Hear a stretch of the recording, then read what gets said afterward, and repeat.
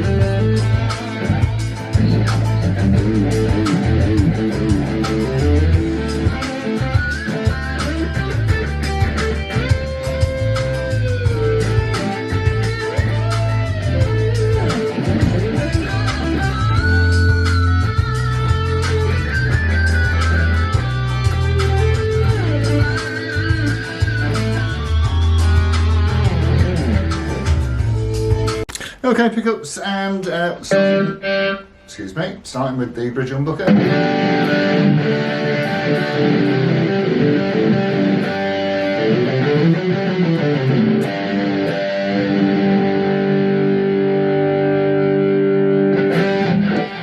Into the centre. It's quite nasally, that, isn't it?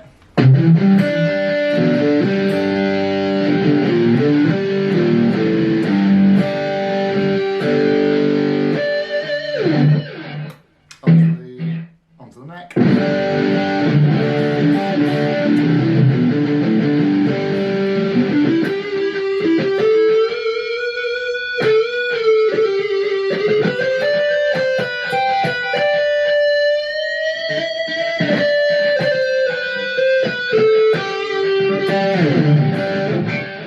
So it cleans up. Okay, and starting with the bridge as we do. Very snappy, this. Into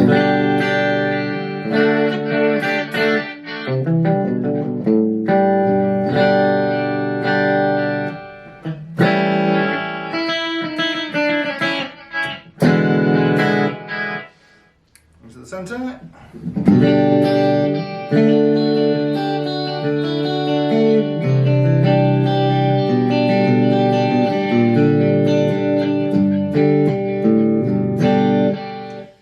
Onto the neck.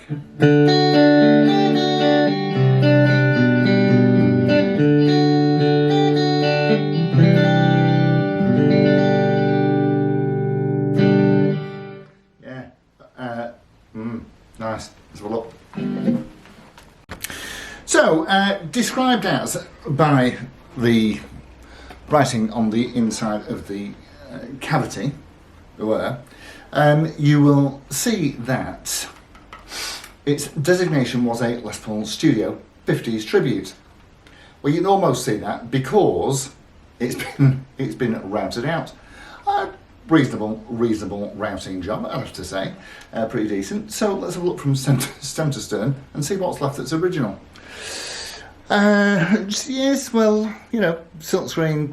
What's it on the front there? The green keys look, you know, that looks like what we would have had to start with. Blank truss rod cover, I don't know. Might have said 50s tribute back then, I don't know. Maybe not. And around the back, you know, there's no damage or breaks or anything like that. It's in pretty good. It's a bit worn. But you'll note that the tuners say Grover Deluxe, whereas I would have thought that it said Gibson Deluxe or maybe even Cluson Deluxe. But hey ho, you know, maybe they were what was available at the time. But what we'll tell you is that they feel new. New tuners have a bit of a telltale feel to them, and these have got that. So moving on down the neck, a little bit of wear on the neck. Have been played by a married man, I suspect. Yeah, but all the same, no, it's quite, I don't know, medium. It's a push. Medium to slim. And the 50s ones, I always thought the 50s ones were a bit chunkier, but anyway, there you go. So mahogany neck set into a mahogany body, and yeah, it's been played. For some reason, this one has got a robot cavity control plate on here. Now what I can tell you is not, rosewood fretboard and acrylic, mother of pearl alike, you know, acrylic MOP copies. So you'll note that there is some writing on the pickup. They're just little flimsies that are over the humbuckers, which should not be humbuckers. They should be P90s. But a previous owner has at some point whipped out the P90s, routed out for humbuckers, and what they had stuck in was a pair of Epiphones. Well, they're not either Gibson or even designed by Gibson or anything to do. Well, I suppose that they are to do with Gibson because that was the parent company. But anyway, so we've stick these, well, as you can see, designed by Gibson. Pickups in. And the other thing that was going on with it was that the top of the switch tip was changed. So we just popped some of the switchcraft in there, and you know. So yes, so the Epiphones came out, these went in, the switch tip went on. There's probably a video either out or coming out that shows the pickup swap. Proper stop tail, it's the API stop tail. I think it's the original bridge as well. Certainly the knobs and thumb bleeders, well, not certainly, but probably not original. But I do like the thumb bleeders, they look great. It didn't have a scratch plate on it, so there's a new scratch plate on, and I like it. I've decided now that I like Les Pauls with scratch plates. So there you go. It's been around the block. Not only has it been around the block, but it's been shaved around the edge. You were. So somebody has moderately carefully sanded the paint off. God, that must have taken ages. Sanded the paint off the maple cap to give it a bound look, which, you know, I mean, quite frankly, who cares? So it's a 2010 Les Paul Studio 50s tribute, and it is a fairly inexpensive way of getting into the Gibson market, if that's what you're interested in. So, you know, even if, make sure it's got as much originality as possible. I mean, this has got stuff that isn't untoward on a Gibson. Certainly we have Gibson design pickups, great. We've got the type of machine heads that Gibson uses, excellent, and you know, it's done a bit of wear and tear, it's seen some action, but it's in great nick, plays great.